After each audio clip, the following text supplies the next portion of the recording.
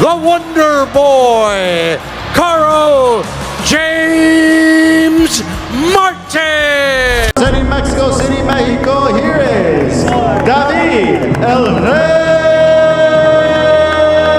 Picasso.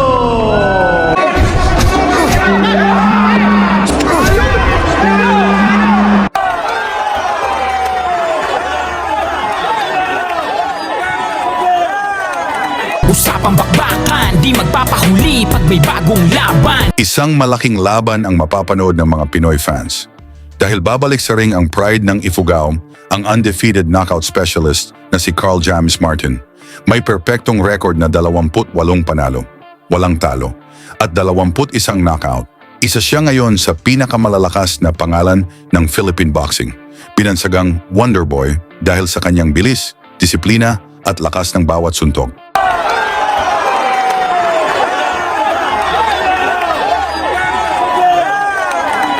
At ngayon, mas malapit na siya sa pinapangarap na world title dahil hawak na niya ang #1 contender spot sa WBO Super Bantamweight Division.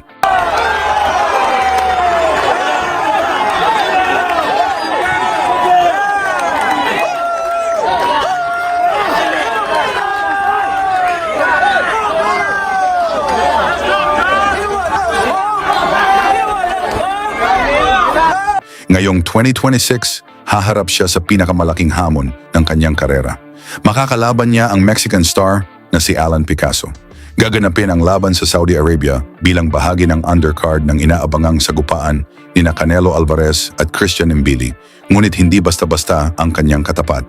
May 31 panalo si Picasso. 17 rito ay knockout. At minsan pa lamang siyang natalo. Respuesta con un gancho venenoso al hígado. Picasso y la media. La larga se la deja Mejía para que... Isa rin siyang WBC Silver Super Bantamweight Champion at ang tanging nakapagpabagsak sa kanyang record ay si Naoya Inoue.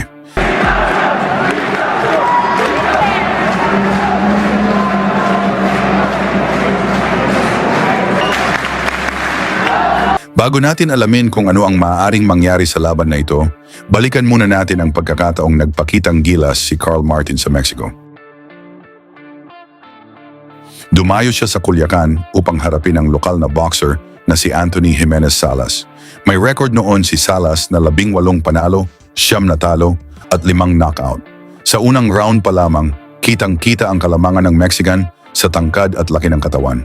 Malakas din ang suporta ng mga manonood para sa kanilang pambato. Pero hindi iyon naging hadlang sa Pinoy. Tahimik lang si Martin habang unti-unting binabasa ang galaw ng kalaban.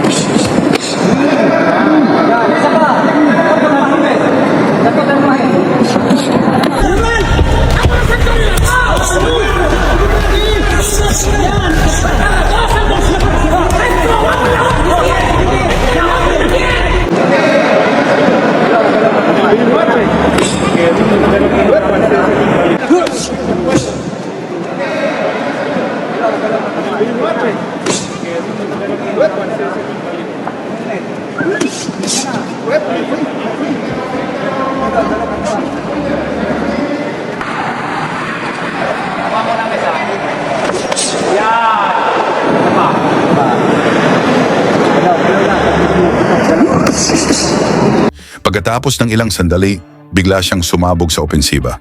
Mabilis at malilinis na kombinasyon ang paulit-ulit na tumama. Yun. Another body shot.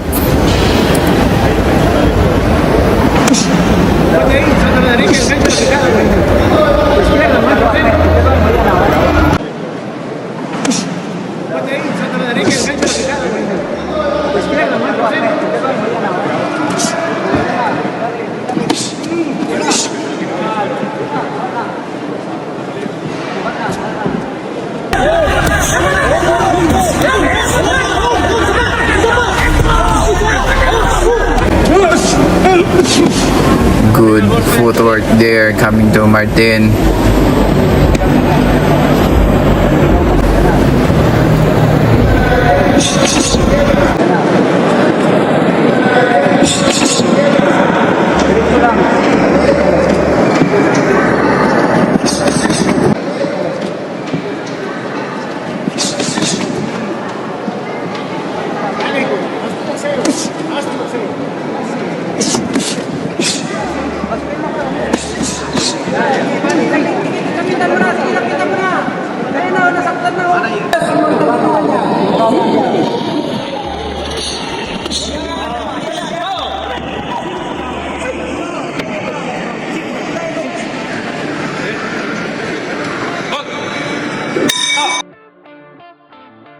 Sa ikalawang round, tuluyan nang nakontrol ni Martin ang laban.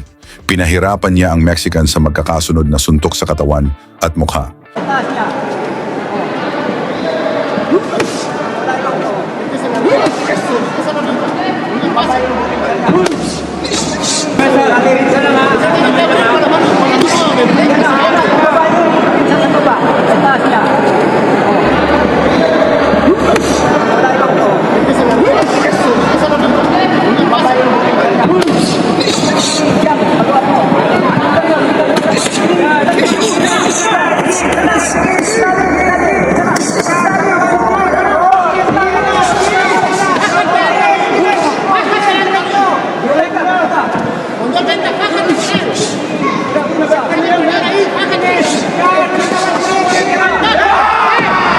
Isang malinis na kombinasyon ang nagpabagsak kay Salas sa lona. Nakatayo pa siya, pero halatang wala na ang dating lakas.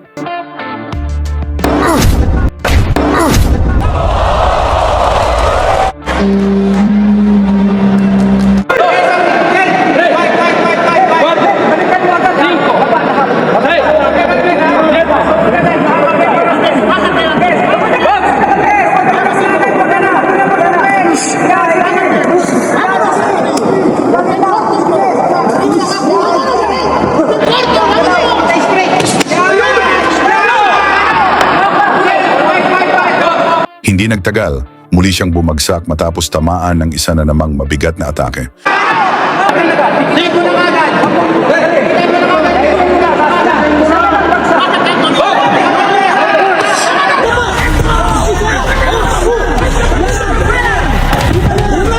Doon na tuluyang sinunggaban ni Martin ang pagkakataon.